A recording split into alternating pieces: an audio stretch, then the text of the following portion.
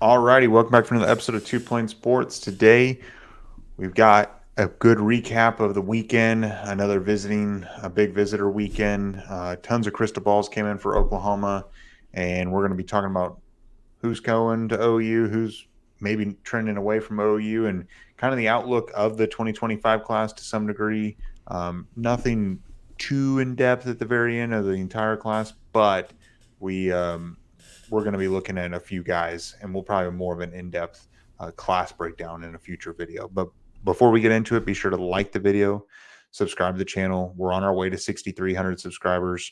Help us get us there. If you're new here, it's easy, free. Like the video, subscribe, turn the notification bell on so you know when videos like this get posted.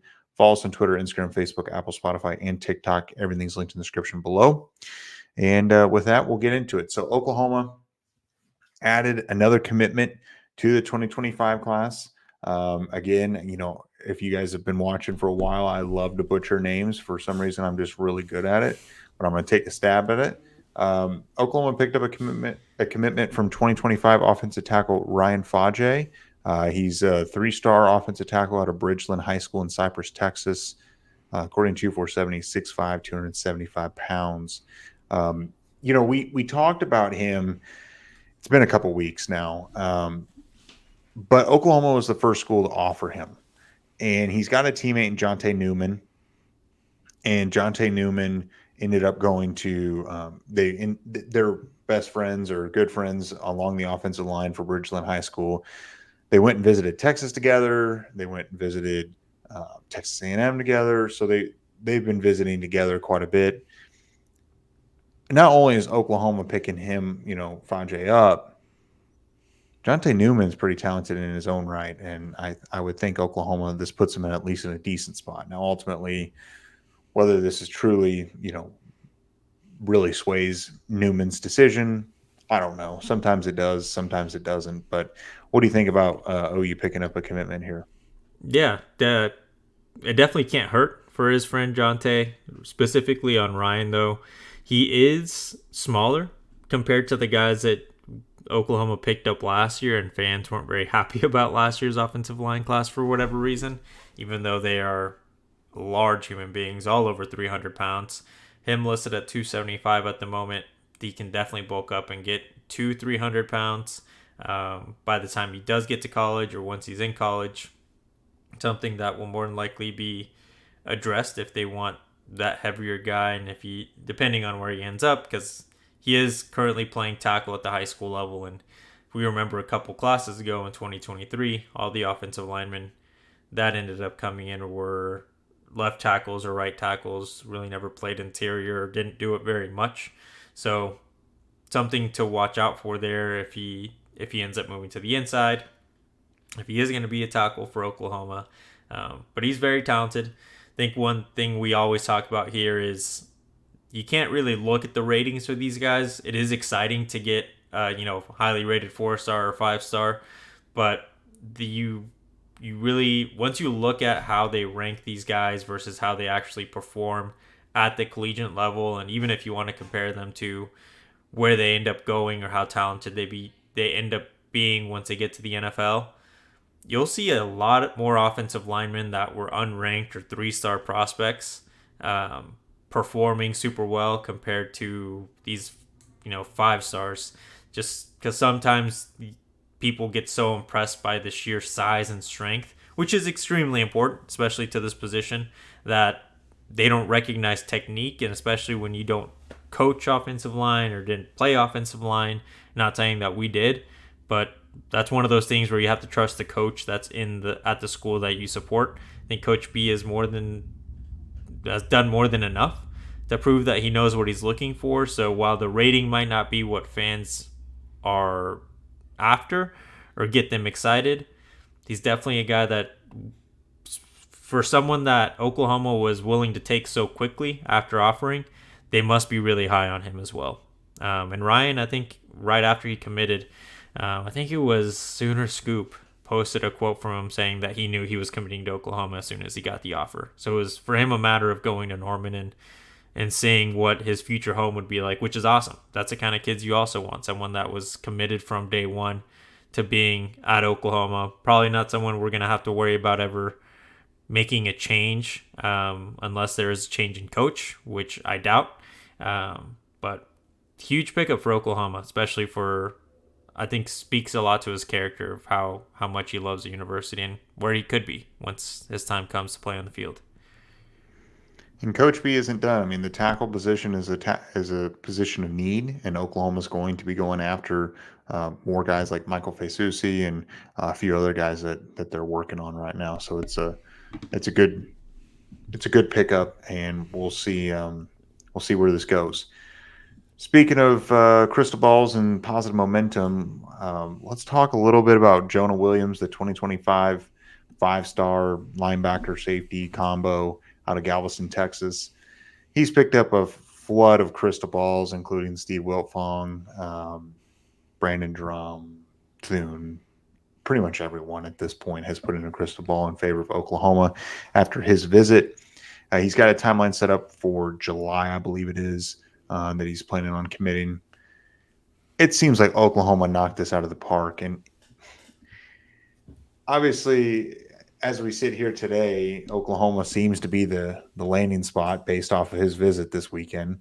But anytime, I don't want to, jump to conclusions here. He's a five-star defensive player at the end of the day.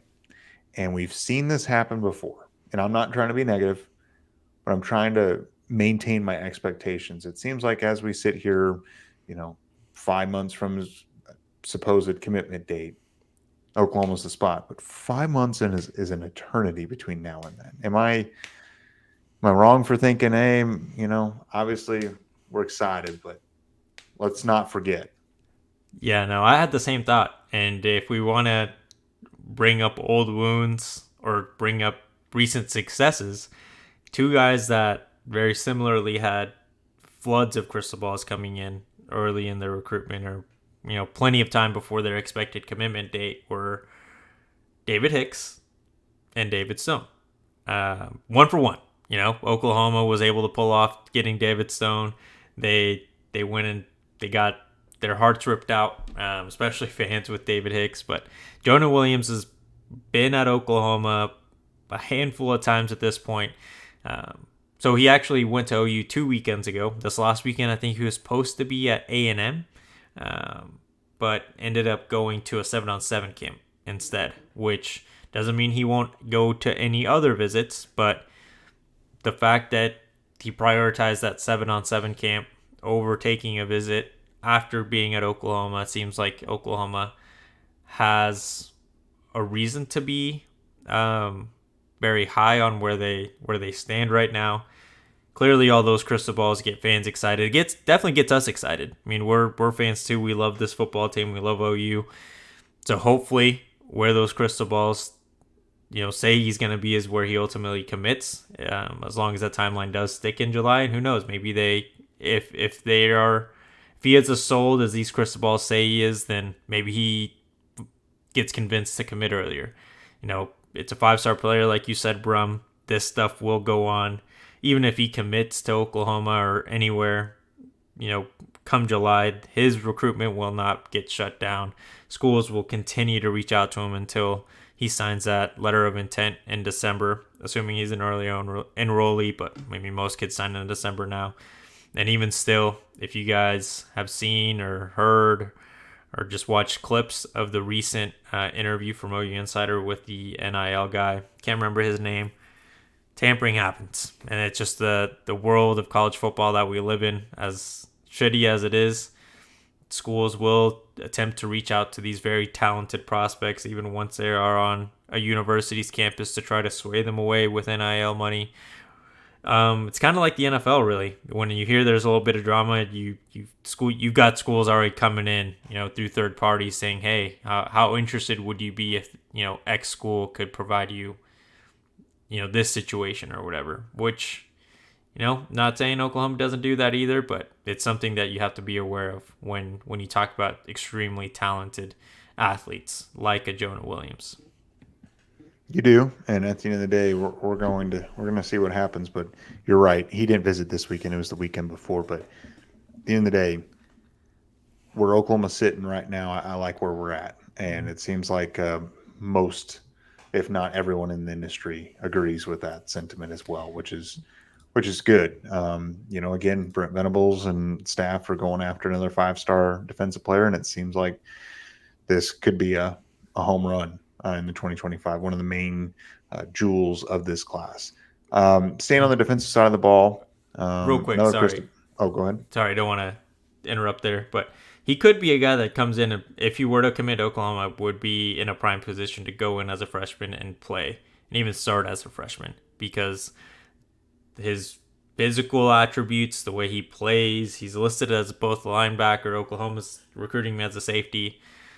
He could be the starting cheetah if he committed to Oklahoma in that class because you assume that if Dasan McCullough has a really, really good year, could be headed to the NFL draft, early, foregoing his last year of eligibility, opens up that position for Jonah Williams to potentially come in and that a room where you would, or a defense where you would have a guy that has true freshman All-American potential in Jonah, safety and Peyton Bowen that we're all excited about and have been excited about, and then the defensive back room that seems to get more and more talented and deep every recruiting cycle. It'll be fun to watch and see if Oklahoma can actually land this and finish this recruitment off. It will be. And Oklahoma's 2025 class starts looking really good if you add him. Oh yeah. Another guy that could make it look really good is another in-state product and CJ Nixon from Weatherford, Oklahoma, the number one player in the state of Oklahoma, edge player, 6'5", 220 pounds. He's a 4-star currently, according to 247. Holds, according to 247, is only 10 offers, but I'm sure he holds more offers than that. He's a basketball player and a football player, two-sport athlete. It seems like he would like the idea of potentially playing both sports, and it seems like OU basketball is at least somewhat open to that idea. It seems like OU is a two-sport U, and I can't forget to mention that Jonah Williams, has plays baseball as well. So Oklahoma is working that angle as well. So we got two guys that could be a part of the two-sport U at OU.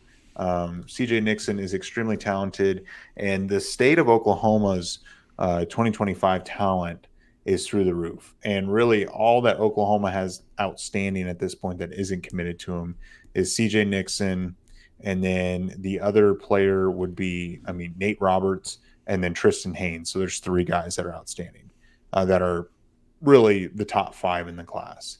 Other than that, Oklahoma's cleaned up pretty well at that point, at so far this point anyway. CJ Nixon is extremely athletic. Kind of thought basketball was probably going to be his number one, then all of a sudden football blew up, and he's being 6'5", 220 pounds. It seems like Miguel Chavis is really taken to him and trying to make him a priority. Yeah, it would be nice to get this guy, especially because he is from the state of Oklahoma. Like you said, very talented on both the hardwood and the football field, the gridiron. But it'll be interesting to see if Oklahoma can manage him playing both basketball and football. Those seasons, they do end up coming together. Basketball starts in the winter around December time, which if Oklahoma is who we all want them to be, will be competing in the playoffs around that time. So he would potentially, if he played both sports at Oklahoma, he'd be missing part of the basketball season. Probably beat up. We'll see how that goes, if that's possible for him. I hope it is, because it would be really cool for us as fans, and probably for him as the actual player, to get to live out both dreams at the collegiate level before he has to make that decision on which one he wants to go pro in. Dude's talented. Now we'll see what happens. Again, I think Oklahoma does have a good position here. I think Brandon Drum is the one that's crystal balled him, and the only one that has a crystal ball or a future cast, whatever you want to call it, for CJ at this point. Wouldn't surprise me if this is one Oklahoma can secure come summertime, when all the official visits are starting to happen. Most of these guys that we're going to talk about probably will be committing at some point in July, early August, if we're being realistic. But CJ would be good to add, and would just make it so much more exciting for Oklahoma fans. And because we are starting to lock up these in-state kids, that's one thing, that one criticism that a lot of people had, even while Lincoln Riley was here, just ignored in-state talent for the most part. And Brent Venables has quickly turned that around where he's securing almost every single top 10 player in the last two classes. Not a bad turnaround for something that was seemingly in the dumpster when he got the job. It's kind of hard to believe that you would ignore your own backyard, but here we are, and Oklahoma's cleaning up, which is, I mean, the 2025 class is a different level of talent as well. I will say that. I mean, Oklahoma, the state of Oklahoma hasn't seen a class, in the high school class, quite as talented as now. I know Kevin Sperry moved up here to Carl Albert High School and stuff, but the state of Oklahoma hasn't seen this much talent in one class in a long time. Yep. So, um, moving on, staying on the defensive side of the ball, Oklahoma picked up a Cristobal for 2025 four-star linebacker Max Granville out of Sugar Land, Texas. So way down in South Texas, down in Sugar Land. Oklahoma hosted him for a visit as well. It seems like Oklahoma did what they had to do to convince him, or at least seize the momentum. Um, but at the end of the day, I think Alabama and Georgia could become more and more of a thorn in our side for Max Granville. But it seems like Oklahoma has seized the momentum for now. He's got some, his dad played at Duke, but I don't see Duke being much of a threat here. But he's recently been picking up offers left and right. I mean, what's hard to believe is last year he had 12 sacks, and in 2022 he had 20 and a half sacks in a single season. So in Big jump. 32 and a half sacks in the past 2 years, he's pretty good. Yeah, and I would not be surprised if that rank jumps even higher, given those stat lines, probably as we go through this offseason. It's assuming he attends camps throughout this offseason, we'll get to impress these recruiting platforms in these one-on-one drills where a lot of these rankings ended up being determined by dude is talented. He is listed as a linebacker, very similar to Jonah Williams, a guy that Oklahoma, I guess, is recruiting out of position or trying to sell him on an idea outside of where he currently plays. Now he does rush the passer quite a bit as a linebacker. He kind of plays that outside linebacker position, so it's nothing too unfamiliar with what Oklahoma is trying to ask of him. Recruiting him as an edge player, / defensive end. I like where Oklahoma sits. He was there with some of his friends, one that we'll talk about right after we're done here with Max. Oklahoma's doing a lot of good stuff. They've also been in this recruitment for quite some time. I think he was one of those kids that Oklahoma got in with early and has been able to build that relationship as time has gone on. And again, one that, like you said, Brum, he's picked up a lot of big-time offers in these last few weeks. So not one that's going to be coming to an end anytime soon. I think for Oklahoma in general, don't expect many recruitments to come to an end early outside of the state lines. I think they've done a really good job at showing that they can dominate the state of Oklahoma with this class, and probably for the rest of Brent Venables' time will continue to try to do the same and getting these in-state kids to commit early. But guys from Texas, guys from from SEC country, really, where Oklahoma's trying to penetrate more with recruiting a lot more in Georgia. Florida is one that they're always attacking. Alabama, Mississippi with Caleb Cunningham. They're trying to go after these bigger names. So most of these commitments won't happen until June, July, August. I think Max is one that we could see being in an OU uniform when he just decides to make his commitment public. I think so as well. Keeping the positive momentum with the Cristobal's and stuff on the defensive side of the ball again is a 2025 four-star corner, Kobe Sellers. He's a top 20 corner in the class. Picked up a Cristobal from Colin Kennedy at 247 after his recent visit. Again, from Sugar Land, Texas. He's from Pearland, Texas. But it's just still a Houston suburb. I mean, it's the South Texas suburb way down there. Jay Valai seems to have put Oklahoma in a great spot here. it seems like Oklahoma's in striking distance, if not in the driver's seat for his commitment. He holds 25 offers.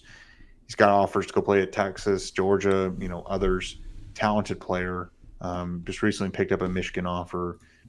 I mean, this is a guy that, again, building the defensive back room would be a strength. And the fact that if Oklahoma can go into South Texas and pick up a Kobe Sellers, a Max Granville, and a Jonah Williams, literally from Galveston and Houston in that area. I don't know if Galveston's considered in the metro of Houston. Houston is so large, but that, I'm going to assume it's the metro. That is incredible that if Oklahoma can go in there and clean up those three. And I know you got still Landon Rink out there, but I'm not going to say Landon Rink's going to be a part of this class because I have a hard time believing that he turned down Texas. It seems like Oklahoma could have a haul out of the Houston metro. Yeah, and this is the kid I was referring to. Him and Max were on their visit together. I don't recall, or I'm not 100% if they traveled there together, but they definitely spent a lot of their time when they were on their visit with each other. Kobe is probably the prototypical defensive back corner, physique that you want.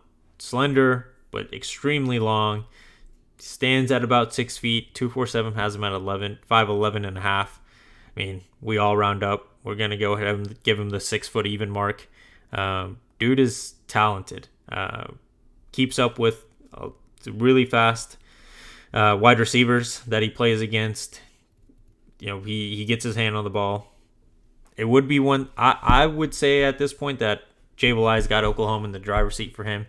It's one that this is a guy again that Oklahoma has been recruiting for, I think, nearly a year now. We're coming up to that that mark where he's been a target for OU for quite some time, and how things have fallen around the college football landscape, because I think at one point you could see Alabama as the leader for him, because it was Alabama under Nick Saban.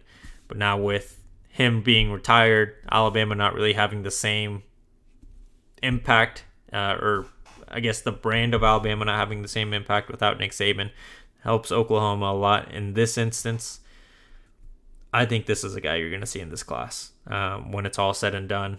And again, a real testament to what Jay Valai has been able to do to turn that defensive back room around, because 4 years ago, probably the room that you were the most worried about on the defensive side. And I mean, the defense was pretty bad as a whole, and this was probably the spot that really needed a lot of attention, and him and Brandon Hall have done everything in their power to change that and turn it, I think, completely 180. This might be the most talented and deep room.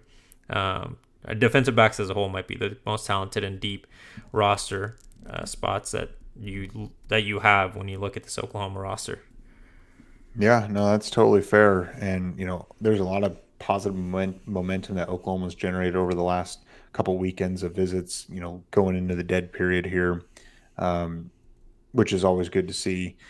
There's a few guys that I think could still be a part of this class that we didn't talk about, just to mention, like Michael Fasusi.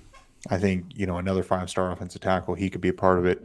Can Oklahoma make a move for Lincoln Cure, the Kansas tight end out of, Goodland, Kansas, up in northwest Kansas, which is in the middle of nowhere. And then another guy that I don't want to forget about is Torrey Blaylock. Seems like DeMarco Murray's making some moves there. Yeah, no, I like all those names. The ones that we were talking about it before we started recording, and some names that we didn't mention in this video and didn't discuss. Probably not going to discuss them at length this time, but will in the future. I think Caleb Cunningham is still a guy that Oklahoma is going to be a player in. It's going to be tough to get him away from Mississippi State. It seems like they are by far the leaders, but with Emmett Jones as the lead recruiter there, I think you can't count him out of anything, even being able to be potentially a hat at the table. I think is a testament to how much he was able to catch up in that recruitment. We'll see how that goes. Hopefully they can get him there on an official visit. Another guy that should not be forgotten about and has recently really seen his recruitment explode is Manny Choice. We talked about him a few weeks ago. He also visited for the first junior day weekend. Dude is huge, long. He's a hands catcher, which a lot of quarterbacks, when you hear quarterbacks, especially pro quarterbacks, be interviewed and get asked about their wide receivers, it's one of the first things they mention every time. Are they a hand catcher or a body catcher? Especially for long guys coming out of high school, you see it a lot. They're just bigger, so they can use their body to secure the ball. He does not do that. For someone that's so big, really good at high pointing the ball and keeping it away from defenders. And then on the other side of the ball, man, I think that you really have a good shot at the linebacker from Nebraska, Christian. I can't remember his last name. Maybe you can help me out here, I but I know who you're talking about. He's from Omaha. yeah. So I'm sure someone in that's watching this video can correct me or call me a dumbass for not remembering this kid's name. But I think Oklahoma's gonna do everything in their power to make sure he lands in this class, because they are in need of a maybe one or two more linebackers, given they have a lot of depth, but you got to secure it for the long term. And him and Elijah Brown, who visited as well this last weekend, those would be two really good linebackers to pick up. And you don't need a ton, one or two just to keep that room healthy and full of competitive depth, which was a thing that was an issue. Not even in the first year of Brent Venables, you didn't have too much competitive depth. Last year was a little bit different, but you want to get it to a point like the defensive backs or the wide receivers, where there's a ton of guys, and if one goes down, I mean, no one wants that to happen, but if someone goes down with an injury, you know that you're confident in the guy that's right behind him. Competitive depth is always a good thing to have, and you never can have enough of it. So, at the end of the day, I'm sure there are plenty of names that we didn't mention. I'd be curious to see if people drop in the comments below some names that maybe we didn't mention that they believed could be in the 2025 class. But do you have any final thoughts? Nope. I guess I'll take the end of video challenge this time, since our friend Brandon was not able to join us. Easy one. Who do you, out of the guys that we talked about, or maybe guys we didn't talk about, who would be the top three guys you think Oklahoma is able to land in this 2025 class? All right, you heard them. Be sure to like the video, subscribe to the channel, turn the notification bell on, follow us on Twitter, Instagram, Facebook, Apple, Spotify, and TikTok. Everything's linked in the description below, and we'll catch you guys next time.